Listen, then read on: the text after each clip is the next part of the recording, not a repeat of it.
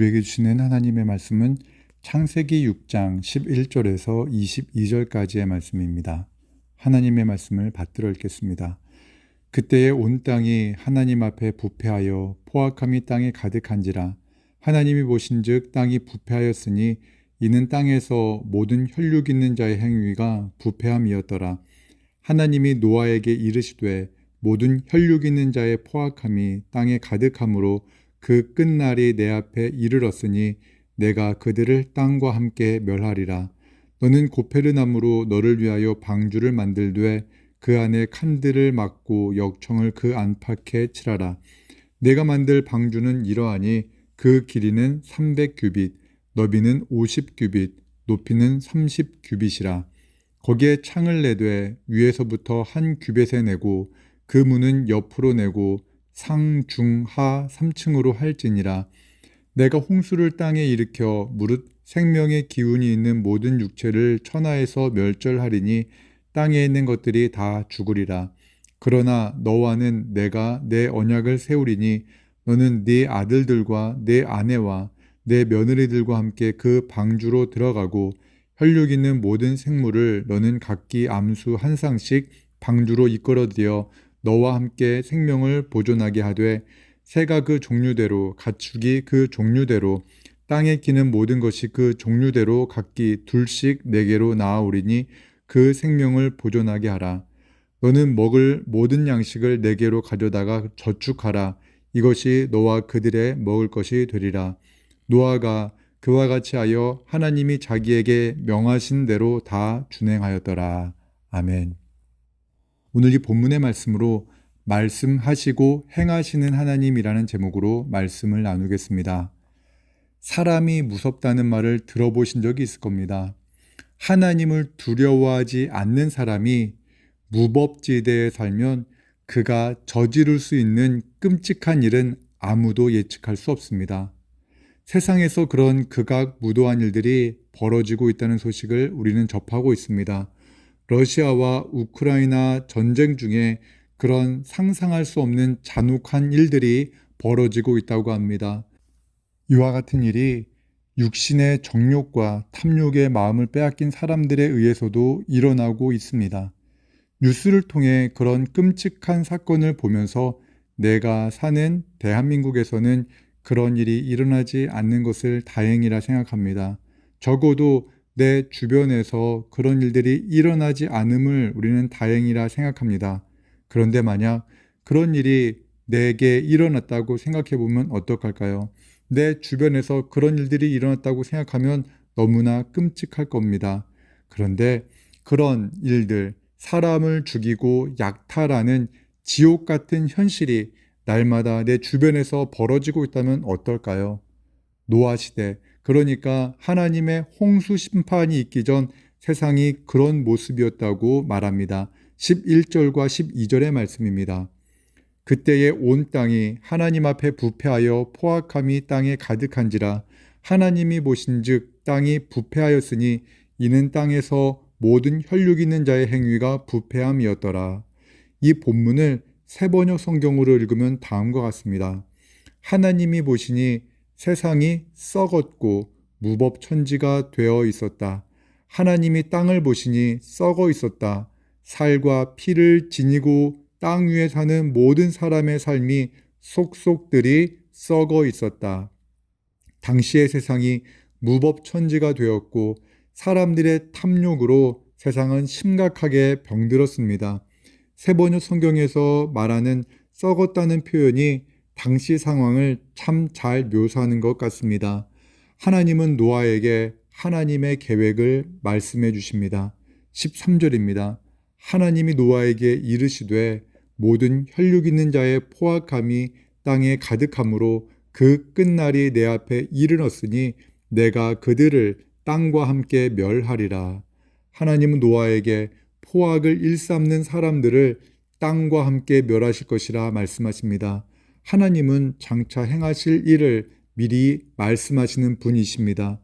죄악이 가득한 소돔과 고모라를 멸하시기 전에 하나님은 그 심판에 대해서 아브라함에게 말씀해 주셨습니다.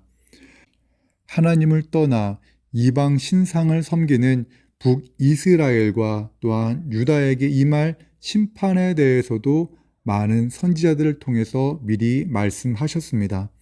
하나님은 장차 일어날 일을 택하신 주의 백성들에게 말씀해 주십니다.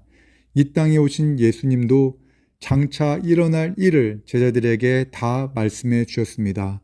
요한복음 15장 15절의 말씀입니다. 이제부터는 너희를 종이라 하지 아니하리니 종은 주인이 하는 것을 알지 못함이라. 내가 너희를 친구라 하였노니 내가 아버지께 들은 것을 다 너희에게 알게 하였음이니라. 하나님은 노아에게 장차 일어날 일을 말씀하셨습니다. 하나님은 말씀하시는 분입니다. 성경은 우리에게 자신을 계시하시는 하나님의 말씀입니다. 우리는 성경을 통해 하나님이 어떤 분이신지 알게 됩니다. 또한 이 세상이 어떻게 창조되었고 마지막 날에 어떤 일이 있을지에 대해서도 성경을 통해 알게 됩니다. 하나님이 우리에게 성경을 주신 것은 우리를 사랑하시고 또한 우리를 소중히 여기시기 때문입니다. 요한복음 20장 31절의 말씀을 보면 오직 이것을 기록함은 너희로 예수께서 하나님의 아들 그리스도이심을 믿게 하려 함이요 또 너희로 믿고 그 이름을 힘입어 생명을 얻게 하려 함이니라. 하나님께서 이 악한 세상에서 노아를 택하시고 그를 구원하시기 위해 장차 일어날 일을 말씀하셨던 것과 마찬가지로 하나님이 우리를 사랑하셔서 독생자를 보내시고 그 이름을 힘입어 생명을 얻게 하시기 위해 성경을 우리에게 주셨습니다. 하나님은 택함받은 노아와 그의 가족 그리고 이 땅에 사는 모든 생명들 중에 택한 것들을 살리시기 위해 방주를 만들게 하십니다. 14절에서 16절입니다. 너는 고페르나무로 너를 위하여 방주를 만들되 그 안에 칸들을 막고 역청을 그 안팎에 칠하라. 내가 만들 방주는 이러하니 그 길이는 300규빗, 너비는 50규빗, 높이는 30규빗이라. 거기에 창을 내되 위에서부터 한 규빗에 내고 그 문은 옆으로 내고 상중하 3층으로 할지니라. 하나님은 방주에 사용될 재료와 방주 제작에 필요한 것을 노아에게 말씀하십니다. 한 규빗이 약 45cm라고 생각하면은 방주의 크기는 길이가 135m, 너비가 22.5m, 높이가 13.5m 정도가 됩니다. 선박을 전문적으로 연구한 한 사람이 말하기를 노아의 방주의 규격은 바다의 모진 풍랑을 이겨내기에 가장 완벽한 규격이라고 합니다.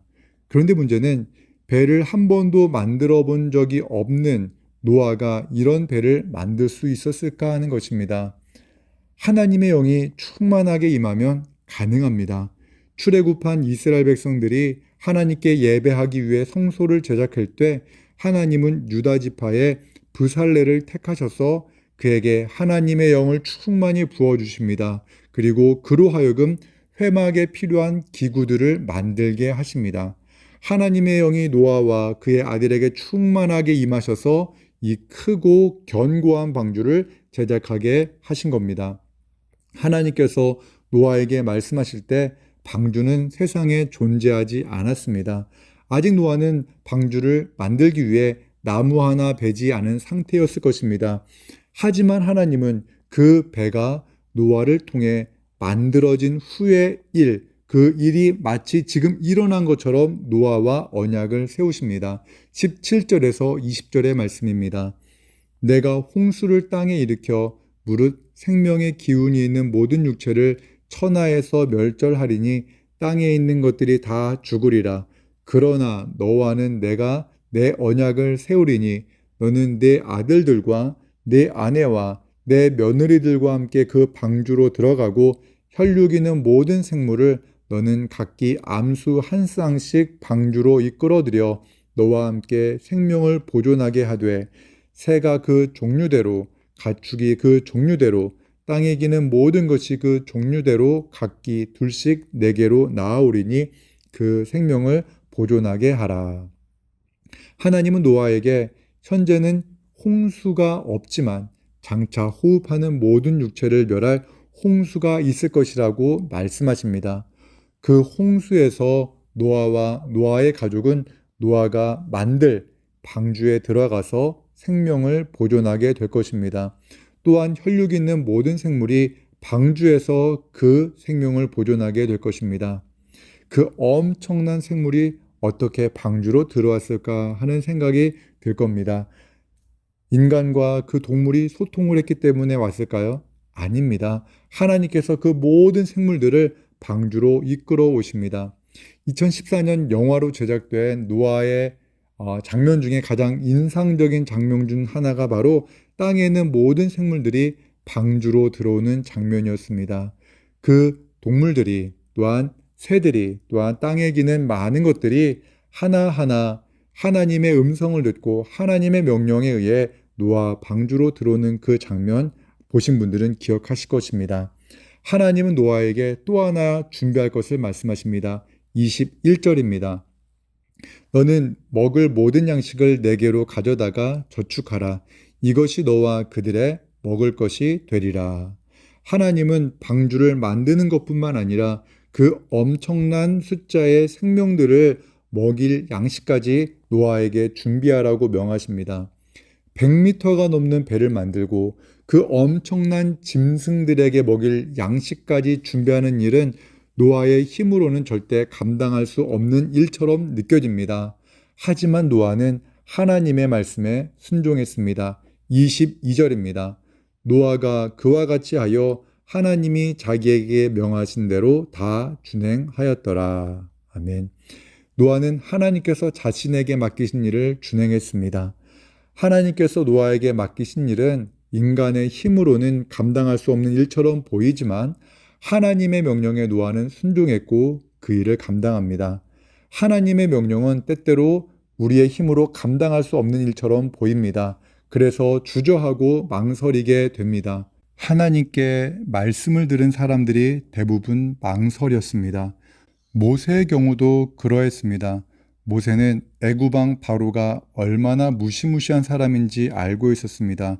하나님은 모세에게 이스라엘 백성들을 이끌어내라 말씀하십니다. 애굽에서 종살이하던 이스라엘 백성들을 이끌어내라 말씀하신 하나님의 말씀 너무나 무모해 보였습니다. 하지만 하나님께서는 모세와 함께 하실 것을 약속하셨습니다. 그리고 모세는 하나님의 말씀에 순종해 애굽에서 종살이하던 이스라엘 백성들을 이끌어냅니다. 하나님은 그 명령을 내리시고 또한 그 일을 감당할 수 있는 힘을 부어 주십니다. 사도 바울이 내게 능력 주시는 자 안에서 내가 모든 것을 할 수 있습니다 고백한 것은 하나님께 사명을 받은 모든 사람들의 공통된 고백입니다. 노아 역시 능력 주시는 하나님으로 말미암아 언약의 말씀을 굳게 붙잡고 방주를 만들었습니다. 또한 그 방주에 있는 모든 생명체를 위해 양식을 준비했던 것입니다. 이제 말씀을 정리하겠습니다. 하나님은 우리에게 사명을 맡기십니다. 하나님의 말씀은 아직 눈에 보이지 않습니다. 그러나 하나님의 말씀이 있다면 그것은 곧 이루어질 현실입니다. 노아에게 말씀하신 그 큰 방주가 눈에 보이지는 않지만 때가 되면 그 방주 안에서 수많은 생명이 살게 될 것입니다. 노아는 홍수에서 자신의 가족과 수많은 생명을 지킬 그 방주를 자신의 손으로 만들어야 했습니다. 그런데 그 방주를 만드는 기술과 힘과 모든 재료는 하나님께서 공급해 주실 것입니다. 이것이 바로 하나님의 일하심입니다. 사랑하는 여러분, 여러분에게 하나님께서 맡기신 사명이 있습니까? 그 사명을 감당할 힘도 하나님께서 부어 주실 것입니다. 이 놀라운 약속의 말씀을 믿고 순종하며 그 사명을 잘 감당하는 오늘 하루가 되시길 주님의 이름으로 축원합니다. 기도하겠습니다. 사랑과 은혜 하나님 아버지 감사합니다. 노아에게 장차 일어날 모든 일을 알려주시고 방주를 만들어 가족과 택한 생명을 구원하라 명하신 하나님, 오늘 우리에게 예수 그리스도를 믿음으로 영원한 생명을 얻게 하시니 감사합니다. 노아에게 사명을 맡기신 하나님, 오늘 우리에게도 그 사명을 맡기셨사오니 이 땅에 살면서 하나님이 맡기신 그 사명을 주님, 주신님으로 감당하게 하옵소서. 예수님의 이름으로 기도합니다. 아멘.